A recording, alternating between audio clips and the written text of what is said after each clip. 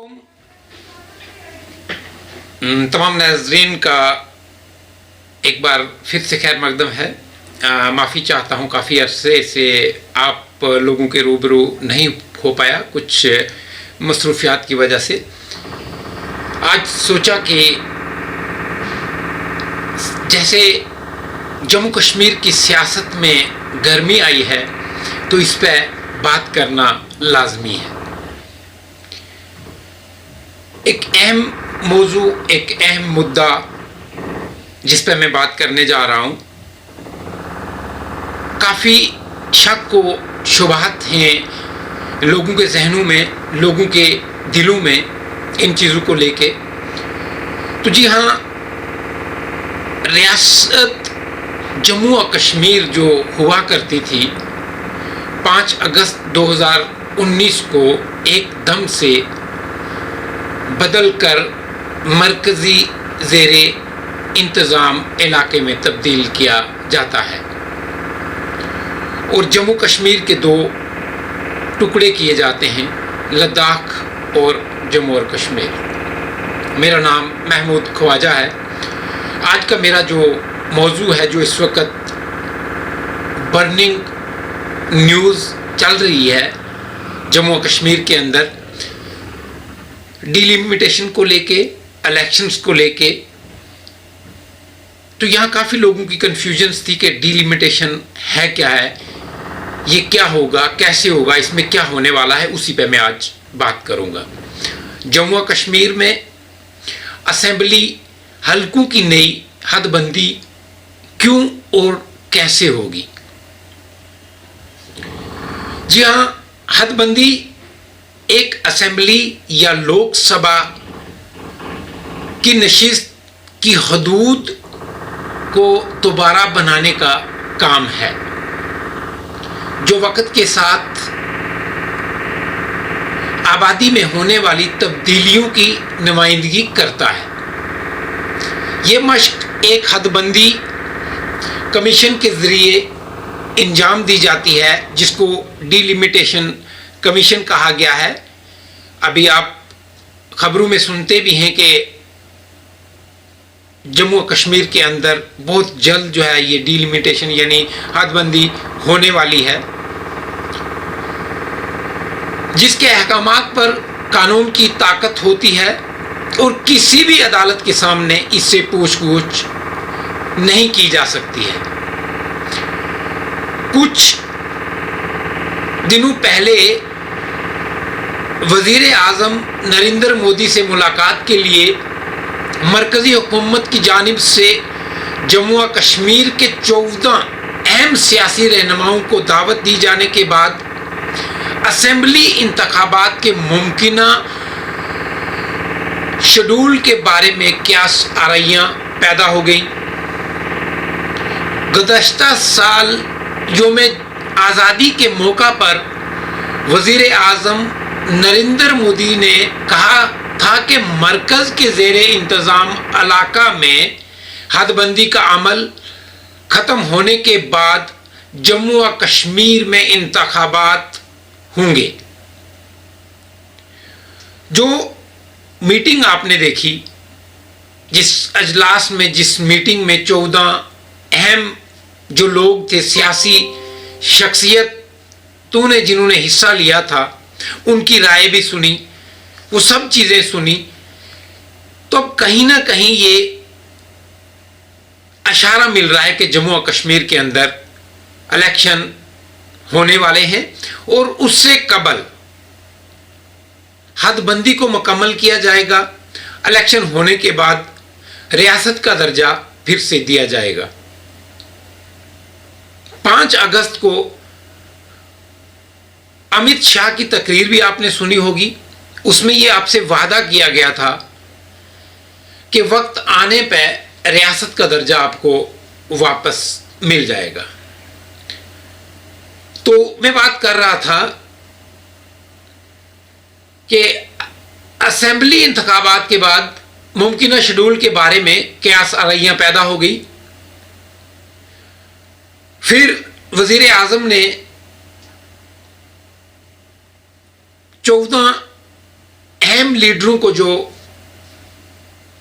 اپنی رہائش گاہ پہ بلا کے ایک میٹنگ لی جاتی ہے، اس میں بھی یہ یقین دلایا جاتا ہے کہ آپ کو ریاست کا درجہ واپس دیا جائے گا اور الیکشن بھی جموں کشمیر کے اندر کرائے جائیں گے۔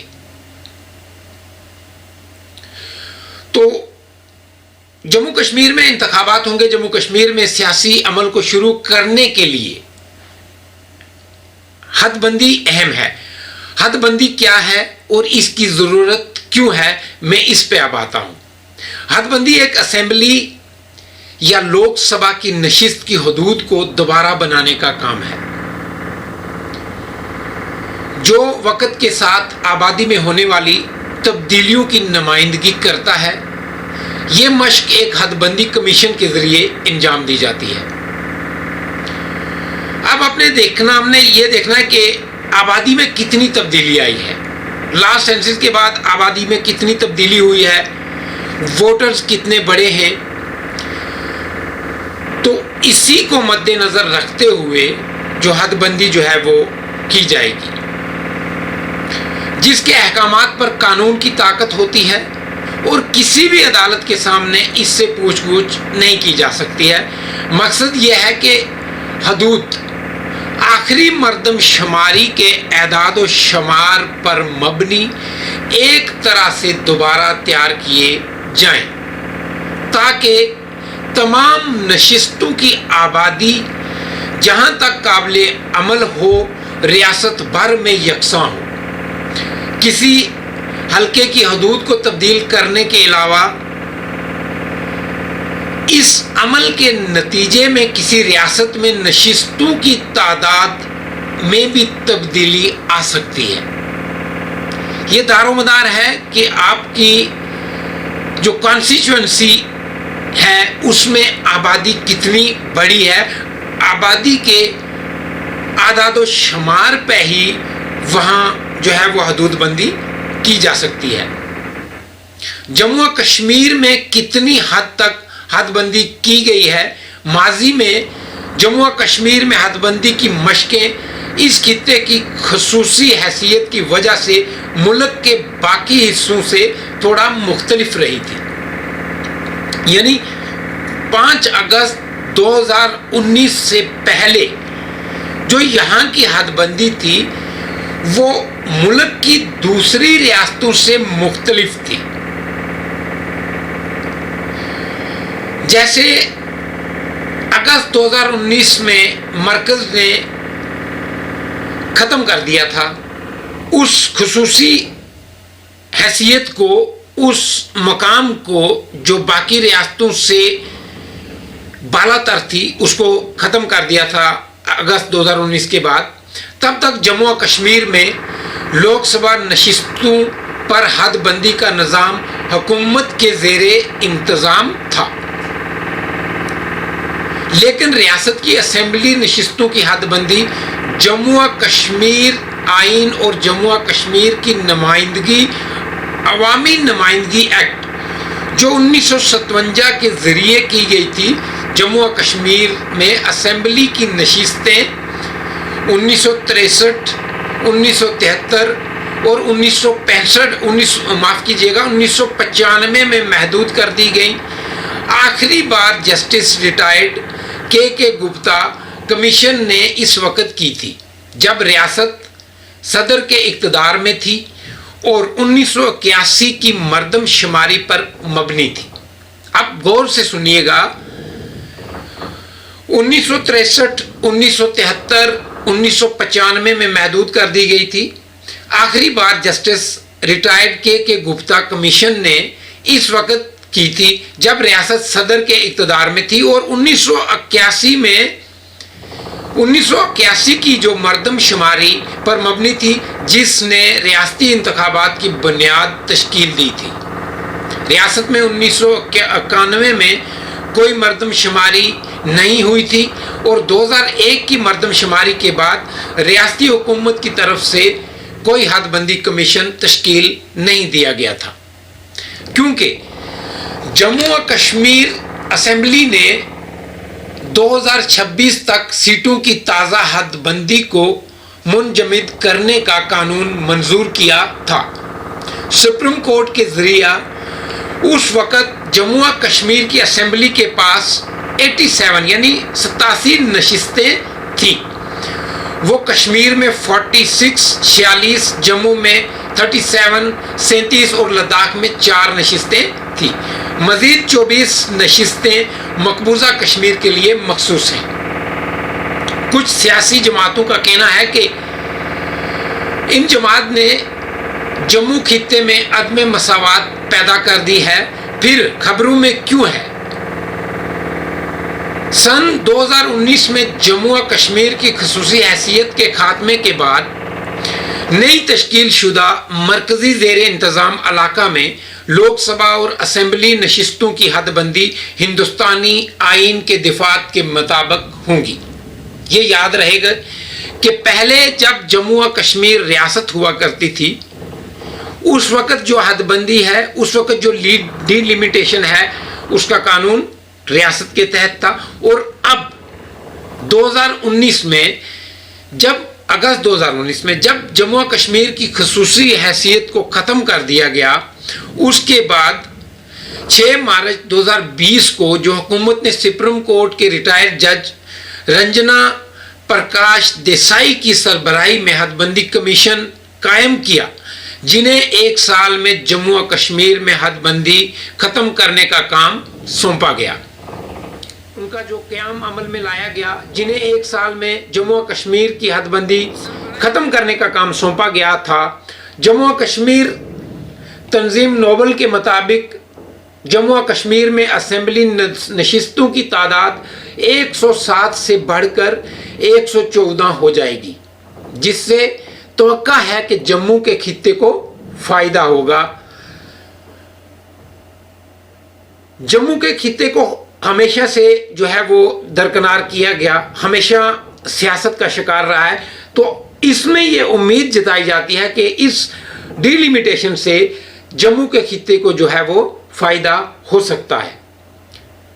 دیسائی کے علاوہ الیکشن کمشنر سشیل چندر اور 5 ساتھی ارکان میں دیسائی کے علاوہ الیکشن کمشنر سشیل چندر اور جموں کشمیر کے ریاستی الیکشن کمشنر کے شرما حد بندی کمیٹی کے سابق ممبر ہیں۔ اس کے علاوہ پینل کے 5 ساتھی ارکان میں نیشنل کانفرنس کے رکن پارلیمنٹ ڈاکٹر فاروق عبداللہ، محمد اکبر لون، حسنین مسعودی، وزیر اعظم کے دفتر میں مرکزی وزیر مملکت ڈاکٹر جتیندر سنگھ اور بی جے پی کے جگل کشور شرما شامل ہیں۔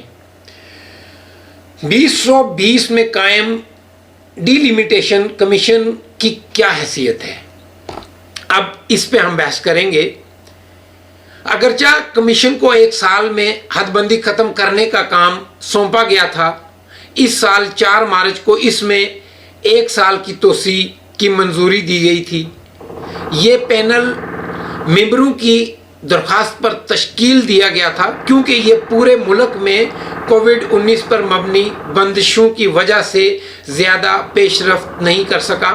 مزید برآں جموں و کشمیر کے ریاستی الیکشن کمشنر شرما کو صرف گزشتہ سال 30 اکتوبر کو مقرر کیا گیا تھا، جس کے بعد وہ گزشتہ دسمبر میں ہونے والے جموں کشمیر میں ڈسٹرکٹ ڈیولپمنٹ کونسل DDC انتخابات میں مصروف تھے۔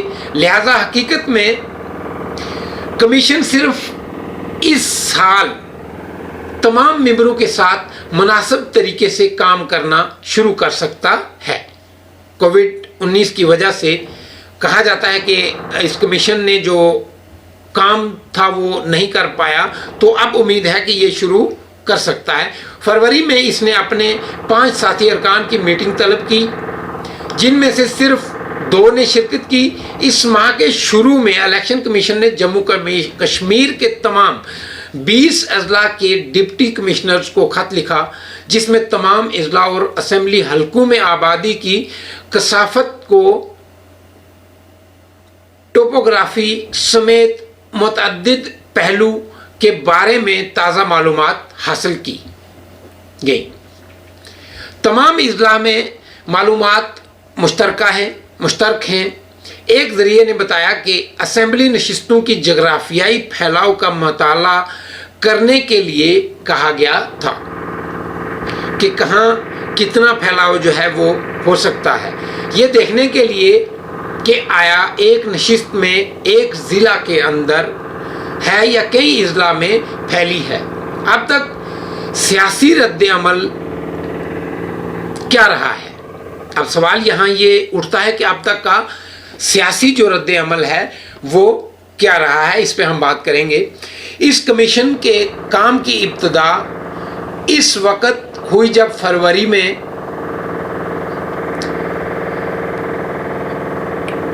اس کے 5 ساتھی ارکان، جن کا مطلب یوٹی سے منتخب نمائندوں کے لیے انتخاب ہوتا ہے، کے ساتھ اجلاس میں محض 2 افراد شریک ہوئے، اور یہ دونوں اراکین بی جے پی کے ڈاکٹر جتیندر سنگھ اور جگل کشور شرما تھے۔ نیشنل کانفرنس کے ممبران پارلیمنٹ فاروق عبداللہ، محمد اکبر لون اور حسنین مسعودی نے حصہ لینے سے انکار کرتے ہوئے کہا کہ جموں و کشمیر